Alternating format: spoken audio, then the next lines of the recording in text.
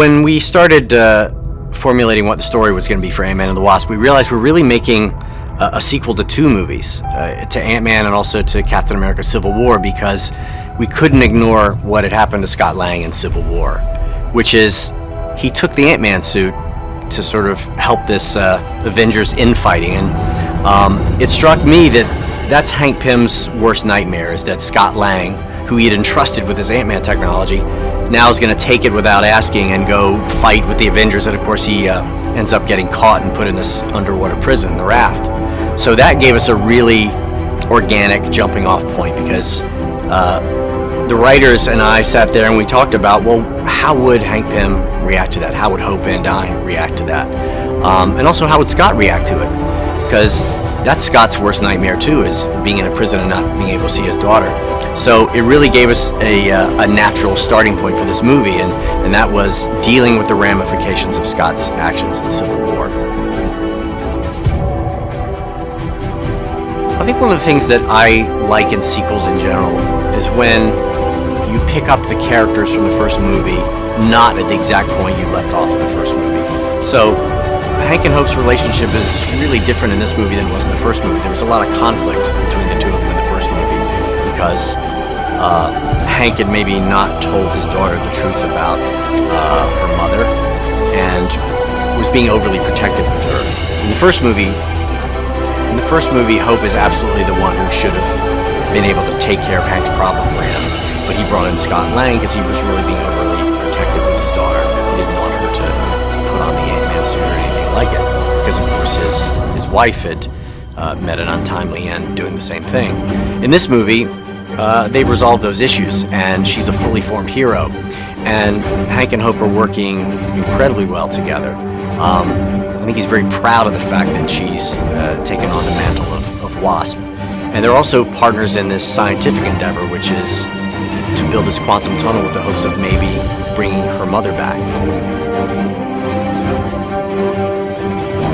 Well, the real question in Ant-Man and the Wasp is, I think, on Hope's end, she's a fully formed hero, and she's estranged from Scott because Scott took the suit and went to help the Avengers without telling her. So I think she feels betrayed at the beginning of the movie, and it really occurs to her that maybe I don't need a partner at all.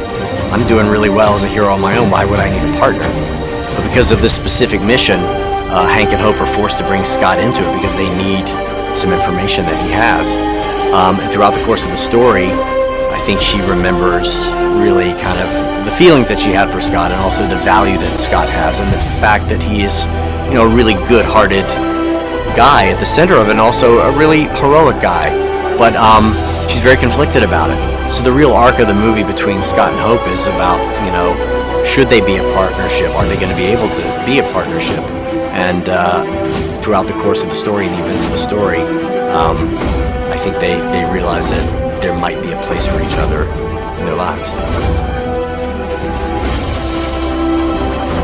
Paul Rudd is such a specific actor, and I really do think that he's a guy who can do anything, drama or comedy. But what he does, I think, better than anything is he really brings life to the character of Scott Lang in this movie. And I think it's important because I've always viewed Scott Lang as the everyman of the Marvel Universe. Scott Lang is not a billionaire. He's not a super scientist. He's a pretty normal guy. And, Ant-Man is really more about the suit, the technology. He's a very heroic guy, but, he's a normal guy, and I think a very relatable guy. And I think that's Paul Rudd's sweet spot. Janet is a character in the comic books who's a really important character. As I said, she's one of the original Avengers. And when we were doing the flashback scene in the first movie, we didn't see Janet's face because she had the WASP suit on and had the mask, but we did see her eyes, and I was thinking when we were figuring out who was going to double her in that movie, it's like, if we ever got to do Janet in a movie, Michelle Pfeiffer would be great. And I didn't know at that point we were going to make a second movie, much less one that dealt with Janet. But we did, and we went out to Michelle Pfeiffer, and I met with her and sort of walked her through the story, and I've always been a huge fan of hers, and I love the idea of her being in this universe.